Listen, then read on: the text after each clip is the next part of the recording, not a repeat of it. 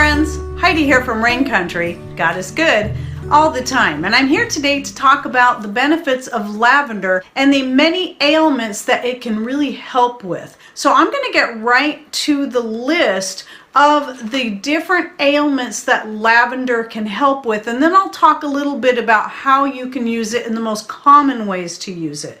So it's very helpful in relieving anxiety, stress, and depression. And it can also be very helpful, especially in the form of aromatherapy, in relieving headaches.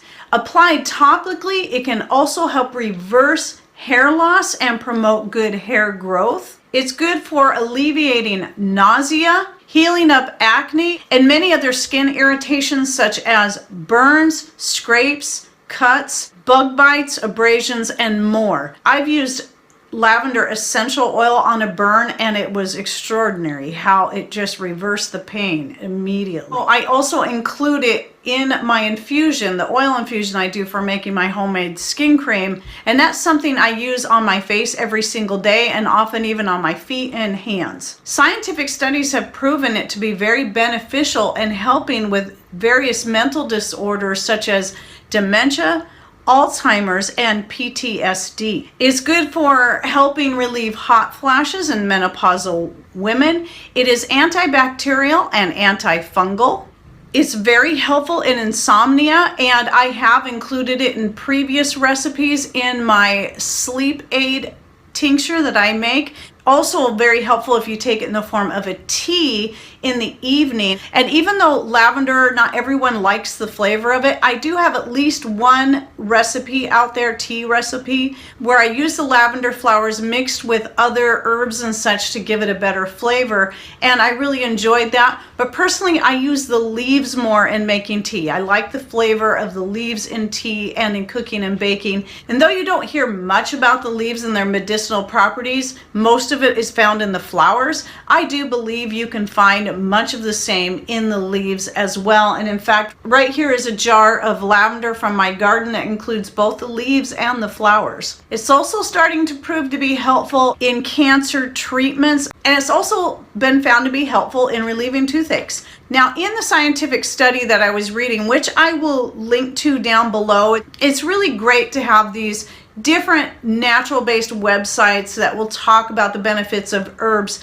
but they usually don't go into the science of it. There is a place you can go where you can actually pull up scientific studies or a publication on some different studies that were compiled together on benefits of different herbs, and you can find a lot of good information there that will back up what some of these other sites are saying. So I was really glad to find that. So again, I'll put the link specifically to the lavender, to that, down below. And anyway, in those studies, the most common ways they were using it was either in an oral form, teas, tinctures, and even the consumption of the essential oil. Though anytime you're talking essential oils and consuming them, you have to be very careful, very, very limited, but also in the form of aromatherapy.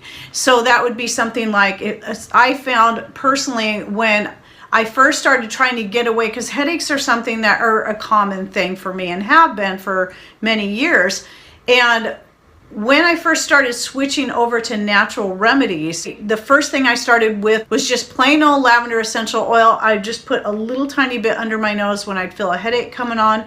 It might not always make the headache completely go away. It would at least back it off quite a ways that it was tolerable and it didn't bother me. And then I started mixing the lavender with rosemary, because both, as you can see by some of the things I read, lavender and rosemary are both very good for helping with cognitive abilities and memory. And so by mixing that together, it can help reduce any brain fog you may feel. So if you're menopausal and you're going through some of the brain fog, or maybe you've had the recent virus going around and it's caused brain fog, you might find the lavender and rosemary essential oil to be very helpful. Now, personally, I do not diffuse the oil. I really am very skeptical about inhaling something like that into your lungs, but being able to use the aromatherapy scientifically is proven to work, especially for anything generally associated with the nervous system. And of course, as previously mentioned, two of the ways that you can take it internally if you're talking about using the herb for either fresh or dried from your garden is making a tea out of it, also known as an herbal infusion, or you making an extract. And there's many different types of solvents. The most common one that people like to use is vodka, but there's many other options out there. You can go completely alcohol free.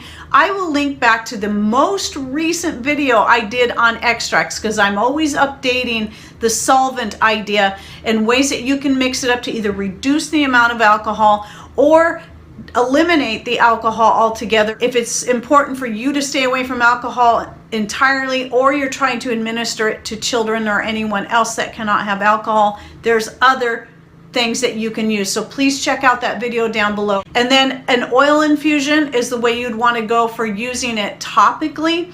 Now that can either be used, again, you can use the essential oil. The essential oil is going to be most powerful, but if you're growing the herb and you're wanting to infuse an oil like I do when I make the skin cream, or even making a salve for healing any kind of skin irritations, then infusing an oil is a very good way to go. So I will go ahead and link down below to probably one of my more recent oil infusion videos. Lavender has very many uses. I'm sure there's even more out there that I have not included in the list. And what I'd like from you, because what I'm finding by opening up the comment section for people to share their own personal experiences and using different herbs, you can learn far more from the comments than even from the video itself, just like with my plantain video, because when you actually read real people's testimonials of using those herbs, it's so enlightening and exciting to read that, so that all of us, including myself, can really learn about how it's helped people in so many different ways, ways that we might not have even thought of. And one more thing I'm going to link to in the description box down below is the playlist that of all the herb videos I've done so far that are herb profiles. Don't forget to click on either show more right down here below my channel name, or that little gray triangle that you'll see down here if you're on a smart device, or a little arrow just below this corner of the screen. You click on either one of those to open up the description box to find all the links and our contact information in there. And thanks for watching. Take care and God bless.